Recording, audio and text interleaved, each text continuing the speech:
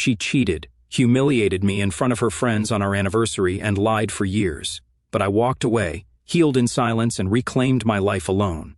It was supposed to be a night we'd remember forever, and I guess we will. Just not for the reasons I imagined. Our 10th wedding anniversary.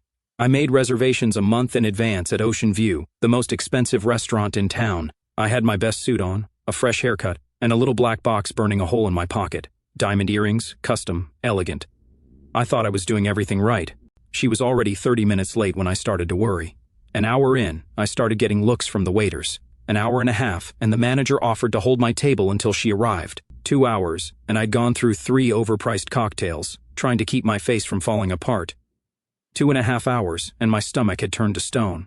Then, just as the clock hit the 3-hour mark, the door opened, and in walked Kayla, my wife, wearing a skin-tight red dress I'd never seen before, lipstick like blood, her hair up like she was heading to a club, not an anniversary dinner. And she wasn't alone. She strutted in with 3 of her girlfriends, Megan, Carly, and Jasmine, all dressed like they were ready to film a music video. They weren't laughing at first, not until Kayla glanced over at me, sitting there still at the table like some dumb, loyal mutt, and barked out, "See? Told you he'd still be here," like a pathetic puppy. And they all laughed like it was the funniest thing they'd seen all month.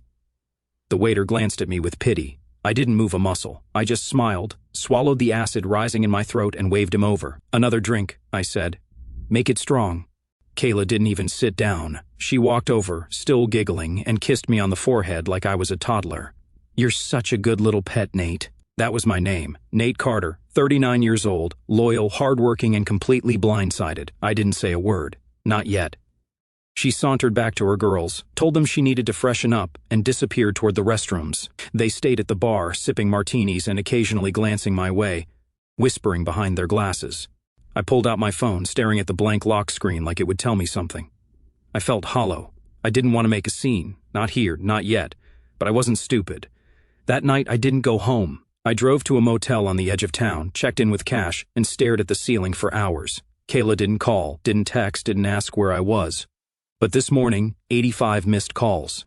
85. Most came between 3 and 5 in the morning, and the last one had a voicemail. Her voice was frantic. "Nate, pick up, please. This isn't what you think. I need to talk to you." It was just a joke, I swear, just a joke with the girls. "You're blowing this way out of proportion." Yeah, a joke. Like our whole damn marriage, apparently. I opened my email next. One new message from an unknown sender, subject line, "You deserve to know." No text, just an attached video. I shouldn't have opened it, but I did, and I'll never unsee it. Kayla, bent over the hood of someone's black Dodge Charger, same red dress, hair wild, her heels still on, his hand wrapped around her throat like he owned her. His face, familiar. My gym buddy, Jake. This wasn't some one-night thing. The way she looked at him, the way she moaned his name like it was her personal anthem, this had been going on for a while. I didn't cry. Not yet. I just stared, ice running through my chest, thinking of all the nights she came home exhausted from girls' nights, all the times I made her tea, massaged her feet, told her I'd love her till my last breath. And she was out there doing that. I stood in the motel bathroom, gripping the edges of the sink like it was the only thing holding me to this world. My face looked pale, older, cracked with confusion and shame. And the worst part? I wasn't even surprised. Not really. I think deep down, I knew. That night at Ocean View, that was just the moment the illusion shattered. The performance ended, the mask fell. My wife, the woman I swore to protect and cherish, had become a cold, laughing stranger. And this was just the beginning. I didn't go back home. I couldn't, not after that video, not after the sound of her voice moaning someone else's name played on repeat in my head like a twisted lullaby. I sat on the edge of that motel bed, numb, feeling like I was floating just outside my own skin. 85 missed calls, one voicemail full of lies, one video that tore through the last thread holding my sanity together. At noon, I finally turned my phone back on. More messages, more missed calls. Her latest text read, "Can we please talk? I'm outside your work. I just want to explain. It's not what it looked like." Not what it looked like? I texted back one word, liar. Then I blocked her. I didn't go to work. I didn't eat. Just sat there in that crappy room while the motel's ancient heater buzzed and sputtered like it might explode. I didn't sleep much either, just closed my eyes and tried to make sense of everything. But it was the next day that sealed it. I went home, not because I forgave her. I didn't, but I had to see it, see her face, see if she'd try to spin this into something else. I walked into the house like a stranger. Her car was in the driveway, music playing inside, pop garbage, the kind she always played when she was getting ready for something. She was in the bedroom, standing in front of the mirror, curling her hair. Not crying, not looking broken, not even dressed in anything casual or remorseful. She was wearing that tight little leather skirt I once told her I hated because it made her look like she was trying too hard, and a top, a low-cut lace thing I'd never seen before. I knew what it was, a pre-game outfit. She saw me in the mirror and froze. I waited. She turned around slowly, giving me a look like I had just tracked mud through her precious kitchen. "Nate," she said, voice flat, "you weren't supposed to be home." "Clearly," I replied, shutting the door behind me. She crossed her arms. No apology, no shame, just attitude. "I'm going out," she said. "I don't think this is the right time to talk." I stared at her, like I didn't even recognize the woman in front of me. "Out? After what happened?" She rolled her eyes. "Oh, for God's sake, are we still doing this? It was one stupid mistake. You ghosted me. What was I supposed to think?" "You laughed at me," I said, my voice lower than I expected. "In front of your friends, on our anniversary. You made me wait 3 hours. Then that video." "Oh, here we go," she snapped, walking past me. "You and your little heartbreak drama. You're not a victim, Nate. You're just boring. You've been boring for years. You want to play the good husband, the loyal guy, but you have no idea what it's like to be wanted, desired. I wanted more." I stepped back. Her words hit harder than the video. "And Jake?" I asked. She smirked. "At least he doesn't cry after giving me earrings." I could have hit a wall, smashed a mirror, screamed. Instead, I nodded. "Thanks," I said. "That's all I needed." She paused, tilting her head like she was confused. "I'm done," I said. "Don't call me. Don't come near me. You made your choice." Kayla let out a sarcastic little laugh. "Oh, please. You'll be back. You don't have the balls to leave. You love me too much. You'll crawl back, just like always." I turned and walked out, and for the first time in years, I didn't feel the pull to look back, not even once. But I heard her as I walked down the stairs. She yelled, "You'll die alone, Nate." Maybe, but at least I wouldn't die her fool. The thing about betrayal is that it doesn't stop hurting just because you walk away. I drove aimlessly that night, letting the city blur around me, passing neon signs and silent homes where people were probably curled up with the ones they loved, completely unaware that their entire world could be ripped apart in a single night. I ended up at an old gas station on the edge of town, one I hadn't been to since college, sat in the parking lot, engine running, staring at the windshield like it held answers. It didn't. I checked my phone again. I don't know why, muscle memory maybe. She was blocked, but I guess even hope can act like a parasite. I half expected some miracle to have slipped through the cracks. A genuine apology, a breakdown, maybe even a confession that meant something. But there was nothing, just a screen full of silence. The next morning, I packed. It wasn't dramatic, no slamming of drawers or throwing clothes into suitcases, just quiet, steady movements, a rhythm that kept me from thinking too much. I left the diamond earrings on the kitchen counter, still in their box, unopened. I hoped she'd see them and feel something, guilt maybe, but knowing her now, I doubted it. I wasn't gone an hour before the text started coming through. "Other numbers, we need to talk. Don't throw everything away over one mistake. You're being childish, Nate. Jake doesn't even mean anything. I was just bored. You should have noticed." And finally, the real one, the dagger she knew would cut deepest. "If you leave, you'll regret it. I'll make sure of that." Threats now. It had escalated quickly. She realized I wasn't bluffing, that this wasn't just a fight or a dramatic scene she could patch over with a few tears and a sloppy makeout session like she used to. But it was already too late. A week passed. I moved into a small apartment above a barbershop. It smelled like aftershave and old wood, but it was quiet, peaceful. I didn't tell anyone at work what had happened. They probably assumed something was wrong. I looked like hell and kept to myself, but no one asked. I was grateful. But that peace didn't last long. One night, around 2 a.m, someone buzzed my door. I checked the peephole. Her, standing there in a trench coat and heels, smudged makeup, mascara streaked down her cheeks like she'd actually tried to cry. I didn't open the door. She pounded harder. "Nate, let me in!" I didn't move. "I know you're in there. Stop being a coward." Still didn't move. That's when she screamed, loud enough to wake the building. "You think you're so righteous? You're not better than me. You're just a loser who got lucky I ever married you." Neighbors started flipping lights on. I opened the door a crack and stepped outside, pulling it shut behind me. "You need to leave, Kayla." She stepped forward, breath heavy, eyes wild. "You're really doing this? You're throwing 10 years away because I slipped? Are you that weak?" "You didn't slip," I said calmly. "You jumped, and you kept jumping. You only regret it because now you're alone." She slapped me, didn't even hesitate, right across the face. I laughed. I didn't mean to, but it came out sharp, ugly. She stepped back, shocked. "That's all you've got?" I asked. "After everything, a slap and a tantrum?" She opened her mouth to speak, but I turned and walked back inside, locking the door behind me. Her voice echoed down the hallway for a few more minutes before she finally gave up and left. I didn't sleep that night, but I didn't hurt either. The numbness had finally become something stronger, resolve. She wasn't the woman I married. Maybe she never was. Maybe I just wanted her to be. A few days later, I got served divorce papers, filed by her, not me. After everything she did, after all the humiliation, she wanted to be the one in control, to write the ending.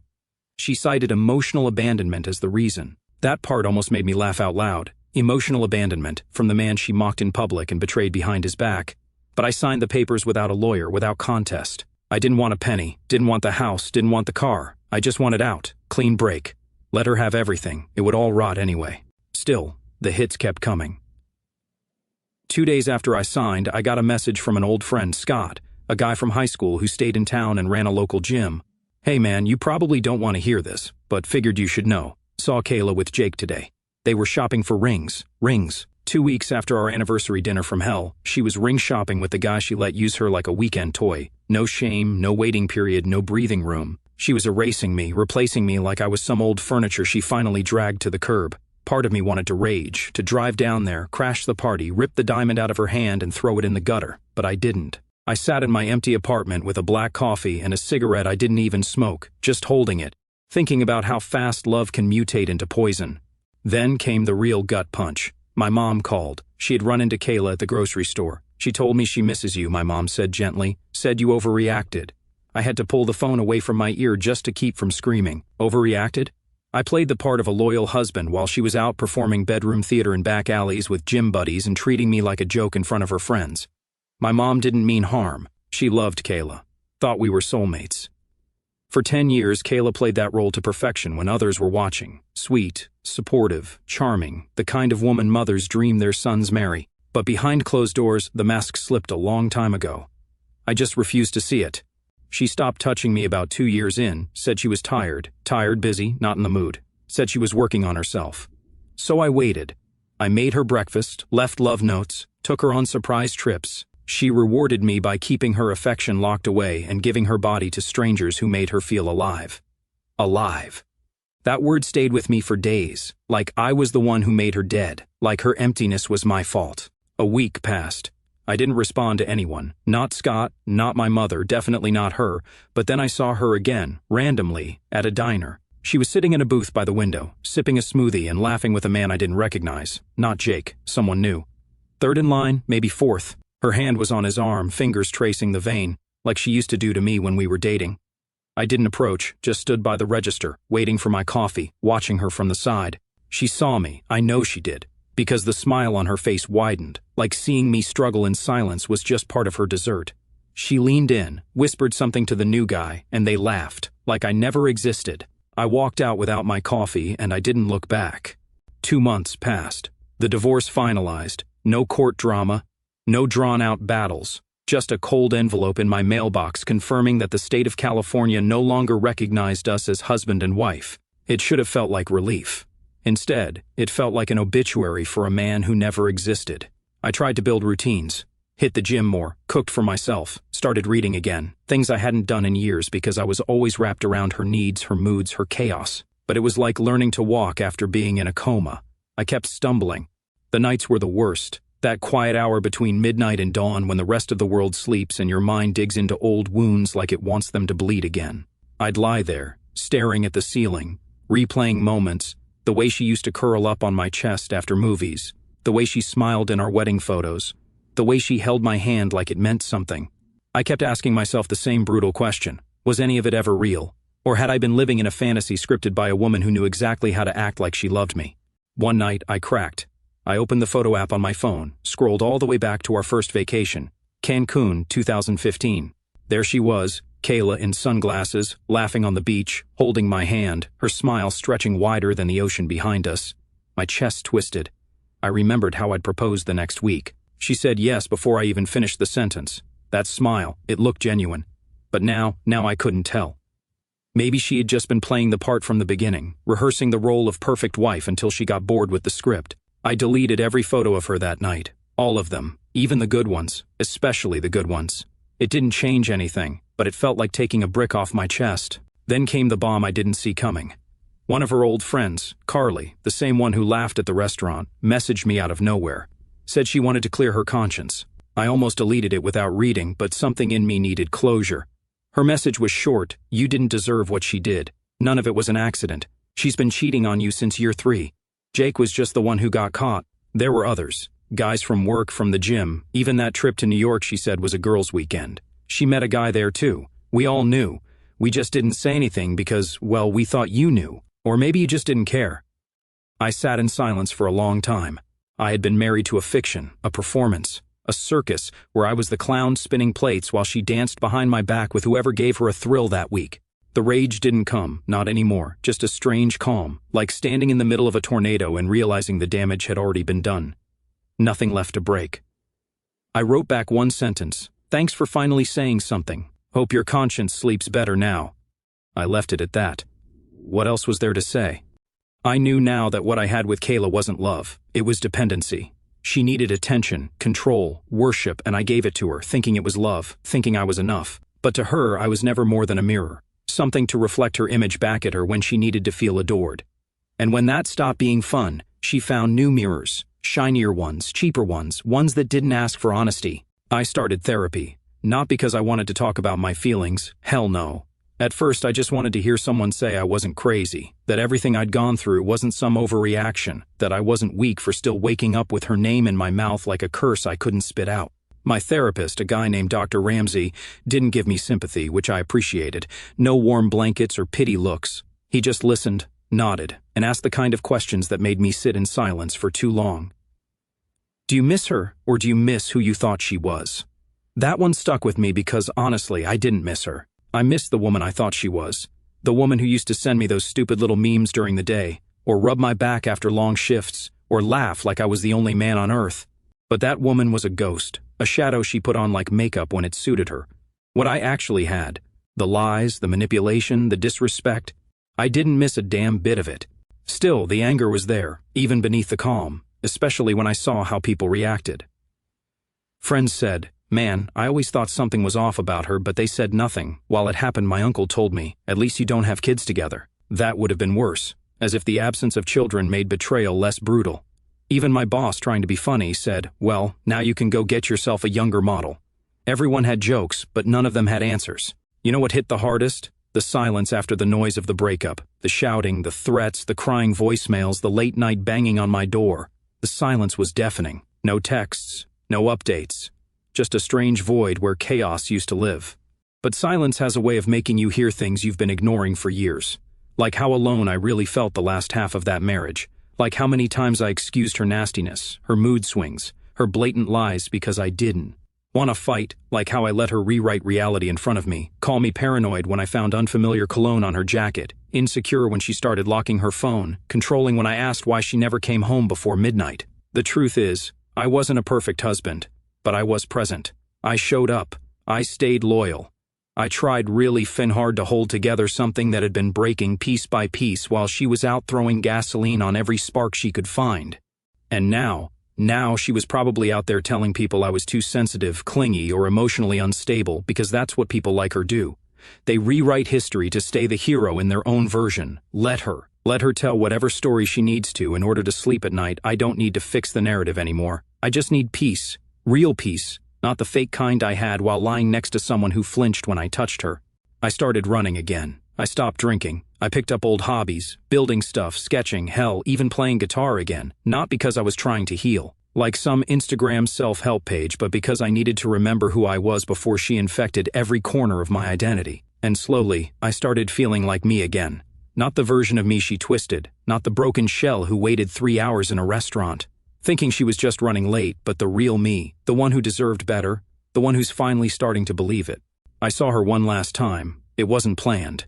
I was at the farmer's market on a Sunday morning, picking up coffee and fresh bread, making small talk with the vendors like I actually gave a damn about basil. And then I heard that laugh, her laugh, the one that used to be infectious before I realized how fake it was. She was there, strolling through the crowd in a short floral dress, arm locked with some guy I didn't recognize. Not Jake, not the guy from the diner, another one. This one looked younger, barely out of college. She was performing again. Hair tossed perfectly, makeup like a photo shoot, acting like life was one long Instagram reel. She saw me, of course she did, and she didn't flinch, didn't look away. She leaned in, whispered something in the guy's ear, and they both looked over at me, like I was a homeless man begging at the gates of their happiness. He laughed. She smirked. I think she thought she'd won something, but all I could think was how exhausting it must be to keep acting that hard all the time. I didn't stop, didn't wave, didn't give her the satisfaction of a reaction. I walked past, like she was a stranger, because at this point that's exactly what she was. A stranger who wore my last name for a decade and now wore a smirk like it was armor. Back home, I didn't feel angry or hurt or anything, just relief. That's when I realized I was finally done bleeding over someone who wouldn't have even handed me a bandage. I sat on my small balcony, coffee in hand, watching the sunset behind the trees. And for the first time in a long, long time, the silence didn't feel like punishment. It felt like freedom. Funny thing about betrayal, it doesn't kill you. It just rips you open wide enough so the truth can finally get in. And the truth was simple. I loved a woman who didn't love me. I gave everything to someone who saw it as weakness. I waited in a restaurant like a fool while she laughed with her friends and bragged about how easily she could break me. And maybe that says something about me, about how I was raised, about what I thought love was supposed to feel like. But I'm not ashamed. I'd rather be the guy who waited, who believed, who hoped, who stayed loyal, than the one who uses people like tools and then discards them when they get dull. She didn't destroy me. She revealed me, showed me the cracks, the places I needed to rebuild stronger. I don't hate her anymore. You can't hate someone you've outgrown. If she wants to spend the rest of her life chasing thrills in clubs, taking selfies with half-boyfriends, and laughing at the trail of broken people behind her, that's her path. But me? I'm walking forward now, not looking back. And if anyone reading this finds themselves sitting alone in a restaurant, waiting for someone who doesn't respect them, get up. Don't wait for the slap. Don't wait for the video. Don't wait for the silence. Get up, pay your bill, walk away, and don't stop walking until you remember who the hell you are. It took me a while to fully understand what healing actually looks like. It's not dramatic. It's not some big cinematic breakthrough moment where the sky opens up and you suddenly feel whole again. It's slow, quiet, almost invisible. It's you sitting at a coffee shop and realizing you haven't thought about her all day. It's waking up one morning and not checking your phone for her name. It's passing by places that used to be haunted and feeling nothing. I started noticing those little moments. Like when I cleaned out the last of her stuff, the scarf she left in the closet, the perfume bottle on the bathroom shelf, that dumb framed quote she hung in the hallway about choosing love every day. I threw it in the trash. No anger, no theatrics, just done. I sold the car we used to drive on road trips. I deleted our playlist. I tossed the blanket we used to curl under on Sunday nights. Bit by bit, I peeled her out of my world like a dead layer of skin. One night, I went out with friends, real friends, the ones who didn't pretend like nothing happened, who actually listened, who called me when I went quiet for too long. We drank, joked, even flirted a little with some women at the bar. Nothing serious, nothing forced, just life again. And somewhere between the laughter and the sound of glasses clinking, I realized I was smiling. Not the fake kind I wore during the worst parts of my marriage, but a real one, the kind that reaches your eyes. I won't pretend I'm fully over it. Sometimes I still have dreams where she's sitting across from me saying all the things I used to beg to hear. I wake up shaking, heart racing, the echo of her voice still in the room. But now I don't chase the dream. I don't spend the whole day in that fog wondering what if. I let it fade and I move on. Because the truth is she didn't break me. She woke me up. I learned more about myself in the fallout of her betrayal than I ever did during our marriage. I learned that being loyal doesn't mean being blind, that love without respect is just manipulation in a prettier dress, that no matter how much you give, some people will always crave what destroys them. And most of all, I learned this: you don't need closure from the person who hurt you. Sometimes the closure is just accepting they're not capable of giving it. Sometimes it's closing the door yourself. So here I am, a different man, still healing but no longer bleeding, stronger but not hardened, wiser but not bitter. I don't know what's next. Maybe I'll fall in love again someday. Maybe I won't. I'm okay either way because now I finally love the one person I neglected for years, myself. And if you're reading this, hoping to find a reason to stay in something that's killing you slowly, let this be it. You don't owe loyalty to someone who feeds on your silence. You don't owe patience to someone who spits on your kindness. And you don't owe your life to someone who treats it like a game. Walk away before the laughter at your expense becomes a soundtrack you can't turn off. Because you deserve more. You always did. Weeks turned into months, and with each one, the grip she had on my mind loosened. There was no single moment of triumph, no movie scene ending where I stood in the rain and screamed out her name. just gradual, quiet detachment. And the more distance I put between who I was with her and who I was becoming, the clearer I saw the lies I used to accept as normal. I started writing again. At first, it was just scattered thoughts, stuff I'd scribble in a notebook during late nights when sleep wouldn't come. But then it turned into pages, and those pages started to make sense. It wasn't about her, not directly. It was about me, my life, my voice. For so long, I had been the background character in my own story, orbiting her needs, her moods, her demands. But now I was the damn author. I ran into Jake once randomly at a gas station. I didn't even recognize him at first. He looked older somehow, tired. He saw me, froze, then nodded, like he wanted to say something but didn't have the guts. I just stared, not with rage, not with hate, just silence. And that silence said everything. He looked down, muttered, "Sorry, man," like it would rewind the clock or erase the filth he helped drag into my life. I didn't respond. I just turned around and left because nothing he could say would make any of it better. He wasn't just a guy who slept with my wife. He was someone I trusted, let into my home, shared drinks with, talked about my marriage with. He listened to my problems and effed her anyway. That's not the kind of betrayal words can fix. After that, I finally changed my number. It felt symbolic, like cutting the last wire she could use to try and pull me back. No more games, no more fake apologies, no more midnight I miss you texts sent out of boredom or guilt. She had plenty of chances. She cashed every one of them in for cheap thrills in strangers' hands.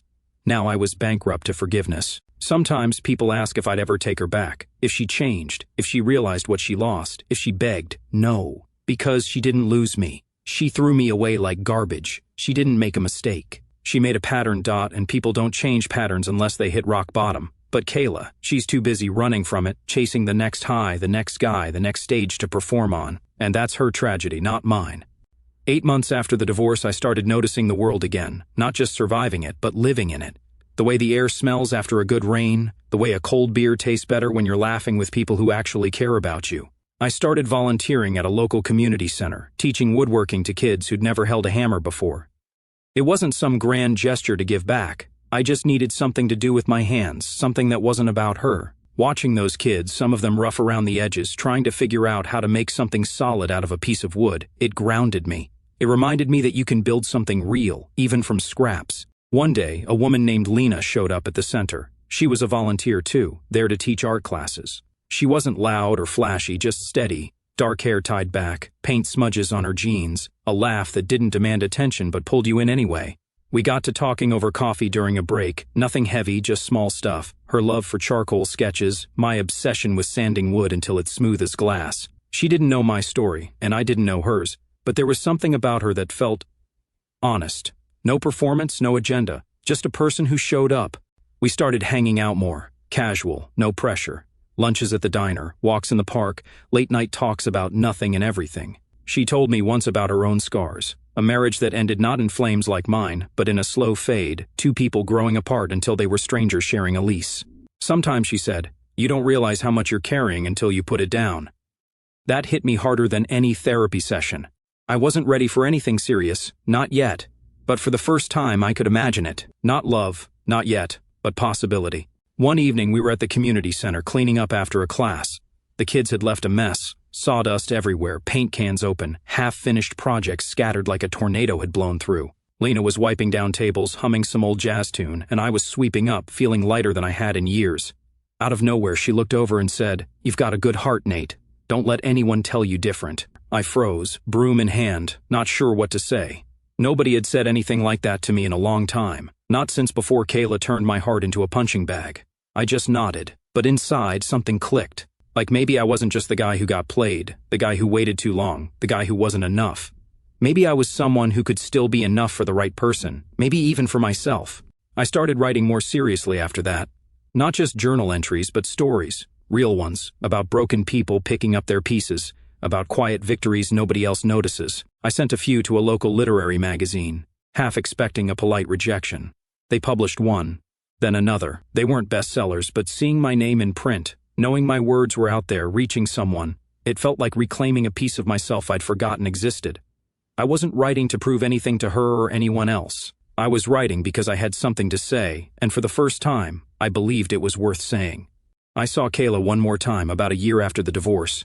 I was at a bookstore, flipping through a novel I'd been meaning to read, when she walked in. Alone this time, no arm candy, no entourage. She looked different, thinner maybe, or just tired. Her hair was down, no makeup, just jeans and a sweater. For a second I thought she'd walk past without noticing me, but then our eyes met. No smirk this time, no performance, just a flicker of something. Regret maybe, or just exhaustion. She opened her mouth, like she might say something, then closed it. I didn't wait for her to decide.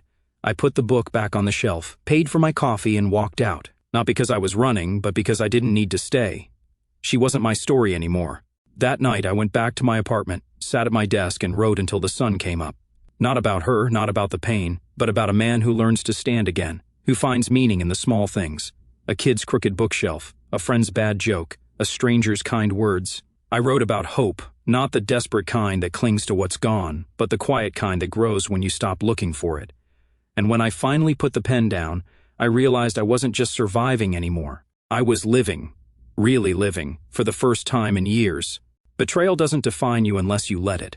It's not the end of the story, it's just the part where you decide who you're going to be. I'm Nate Carter, 40 years old, still figuring it out, but no longer waiting for someone else to write my ending. I've got my own pen now, and the pages are blank, and for the first time, that doesn't scare me. It feels like freedom.